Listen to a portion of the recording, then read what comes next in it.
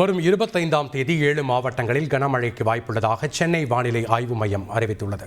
தெற்கு அந்தமான் கடல் மற்றும் அதனை ஒட்டிய பகுதிகளில் வளிமண்டல மேலடுக்கு சுழற்சி நிலவுகிறது. இதன் காரணமாக நாளை 23ஆம் தேதி வாக்கில் தென்கிழக்கு வங்கக்கடல் பகுதிகளில் ஒரு காற்றழுத்த தாழ்வு பகுதி உருவாகக்கூடும். இது மேற்கு வடமேற்கு திசையில் நகர்ந்து அதற்கடுத்த 2 தினங்களில் தெற்கு வங்கக்கடல் பகுதிகளில் காற்றழுத்த தாழ்வு மண்டலமாக வலுப்பெறக்கூடும்.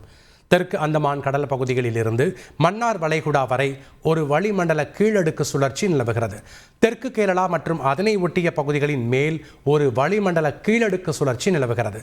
இந்நிலையில் 24ஆம் தேதி வரை தமிழகத்தில் ஓரிரு இடங்களிலும் புதுவை மற்றும் காரைக்கால் பகுதிகளிலும் லேசானது முதல் மிதமான மழை பெய்யக்கூடும். வரும் 25ஆம் தேதி கடலோர தமிழகத்தில் அநேக இடங்களிலும், உள் தமிழகத்தில் ஒரு சில இடங்களிலும், புதுவை மற்றும் காரைக்கால் பகுதிகளிலும் இடி மின்னலுடன் கூடிய லேசானது முதல் மிதமான மழை பெய்யக்கூடும்.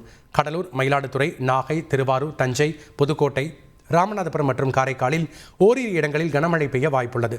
சென்னை மற்றும் புறநகர் பகுதிகளில் நகரின் ஒரு சில இடங்களில் அதிகாலை வேளையில் லேசான பனிமூட்டம் காணப்படும்.